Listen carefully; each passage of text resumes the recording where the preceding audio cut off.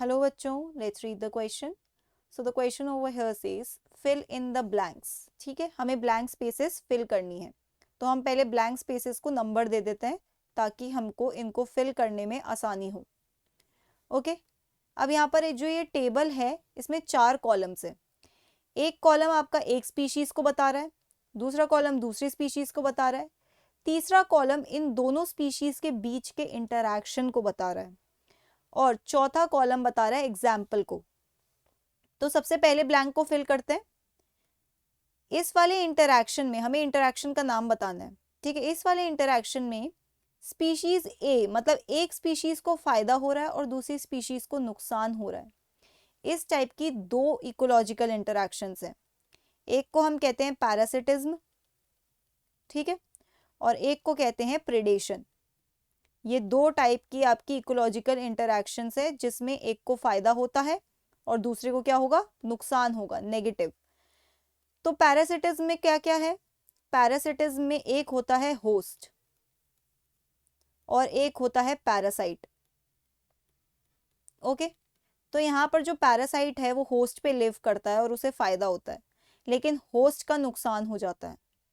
Similarly predation में क्या होता है? प्रेडेशन में एक होता है प्रेडेटर, ओके, और एक होता है प्रे. तो यहाँ पे फायदा होता है प्रेडेटर को और नुकसान होता है प्रे को. तो ये कैसी है? पहली टाइप की इंटरैक्शंस है जिसमें एक को फायदा है और एक को नुकसान है. दूसरा ब्लैंक है जिसमें हमको क्या फिल करना है? एग्जाम्पल. तो अगर आपको पैरासिटिस का एग्जाम्पल देना है तो आप दे सकते हो ह्यूमंस, जिसमें ह्यूमंस होस्ट होते हैं, and Fasciola hepatica. Fasciola hepatica ये क्या है? Liver fluke. ठीक है, यह है पैरासिटिज्म का. या फिर अगर आप प्रेडेशन का एग्जाम्पल देना चाहते हो तो आप डियर और लायन का दे सकते हो, डियर और लायन.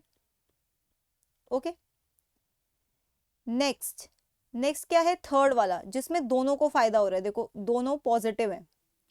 ऐसे टाइप के इंटरैक्शन को आप कहते हो म्यूचुअलिज्म. ओके, म्यूचुअलिज्म जिसमें दोनों रहते हैं एक साथ और दोनों को फायदा होता है, इंटरैक्ट करते हैं इस वे में. ओके, अब फोर्थ ब्लैंक में हमको इसका एग्जाम्पल फिल करना है. तो देखो इसका एक बहुत अच्छा एग्जाम्पल है जिसे हम कहते हैं लाइकन.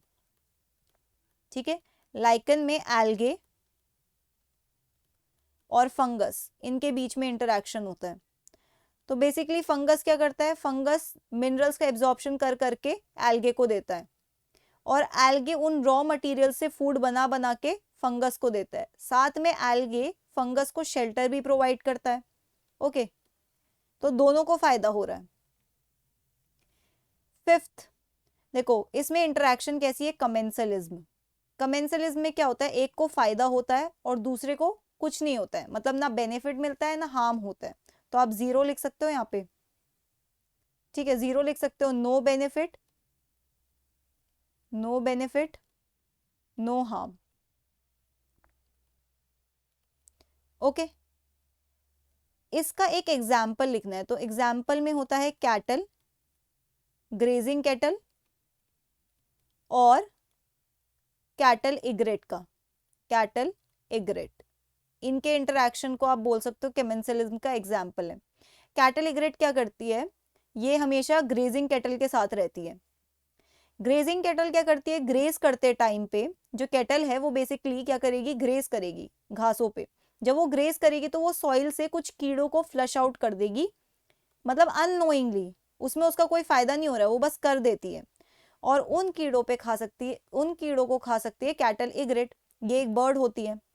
ठीक है, तो इसके लिए तो आसानी हो गई ना कि उसको बार बार सॉइल से कीड़े निकाल के नहीं खाना पड़ेगा. उसे जहां जहां कैटल इग्रेट अपनी ग्रास को ग्रेस करते हुए चलेगी वहां वहां पे कीड़े भी बाहर आ जाएंगे सॉइल से और उन्हें ये कैटल इग्रेट खा लेगी. ओके, तो कैटल इग्रेट को फायदा हो रहा है और ग्रेजिंग कैटल को कुछ नहीं हो रहा है, ना उसको बेनिफिट हो रहा है ना उसको हार्म हो रहा है. Okay, so that's it for the question. I hope you understood it well. Best of luck.